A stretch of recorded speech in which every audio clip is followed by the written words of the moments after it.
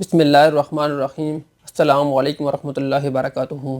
جیسا کہ آپ جانتے ہیں، کچھ لوگ تو مجھ سے کافی واقف ہیں، میرا نام مستنیر احمد ہے۔ میں عرصہ 10 سال سے آئیڈیالوجی فیلڈ سے وابستہ ہوں اور G M T P V T L T D G L M کی برانچ میں عرصہ 10 سال سے اپنی خدمات سر انجام دے رہا ہوں۔ آج میں کچھ آپ سے باتیں کروں گا۔ وہ باتیں کیا ہوگی کہ کانوں کی کمزوری کی علامات کیا ہیں۔ کانوں کی کمزوری کی چند علامات میں آپ کو ذکر کرتا ہوں، تو وہ آپ اس کو غور سے سنیں، اس کو سمجھیں۔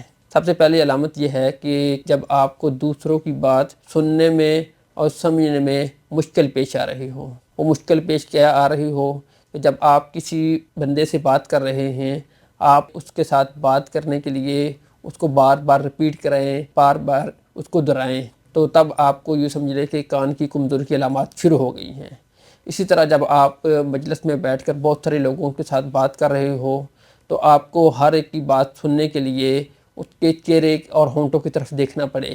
یا اسی طرح کوئی آپ کے ساتھ بات کر رہا ہے اور اس نے ماسک پہنا ہوا ہے، تو آپ نے اس کی بات سننے میں مشکل پیش آ رہی ہو، تو یہ اس کان کی کمزوری کی علامات ہیں۔ اسی طرح اگر آپ کسی بڑے ہال میں بیٹھے ہوئے ہوں، وہاں پر جو لوگ گفتگو کر رہے ہوں اور آپ کو سمجھ نہیں آ رہی ہے کہ لوگ کس موضوع پر بات کر رہے ہیں، اور آپ بار بار ان کی طرف غور سے دیکھو، سننے کی کوشش کرو، لیکن اس کے باوجود بھی اگر آپ کو سمجھ نہ آ رہی ہو، تو آپ تو سمجھ لو کہ کان کی کمزوری کی علامت ہے۔ اسی طرح اگر کانوں میں سیٹی یا شور وغیرہ کی آواز آ رہی ہو، اس میں بھی اکثر اوقات ایسا ہوتا ہے کہ کان میں کمزوری کی علامات شروع ہو جاتی ہیں۔ تو جب آپ کو اس طرح کی کوئی بھی علامت محسوس ہو رہی ہو، تو آپ اپنا کانوں کا معائنہ ماہر سماعت آئیڈیالوجسٹ سے لازمی کروائیں۔ جب آپ کے کانوں کا معائنہ کیا جائے گا، تو پھر اس میں سے یہ بات واضح ہوگی کہ آپ کو کانوں کی کمزوری کی کیا وجوہات ہیں۔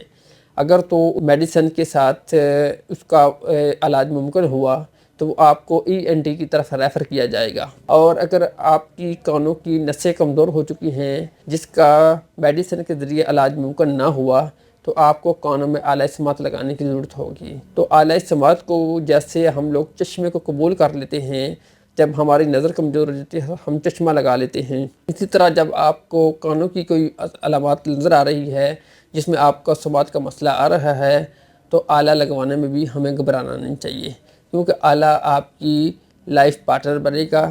جیسے چشمہ بنتا ہے، ایسے ہی اعلیٰ سماعت کو بھی آپ کو قبول کرنا چاہیے۔ آئندہ بھی آپ کی خدمت میں حاضر ہوتے رہیں گے نئی ویڈیوز کے ساتھ۔ اپنا بہت سارا خیال رکھیں۔ اللہ حافظ۔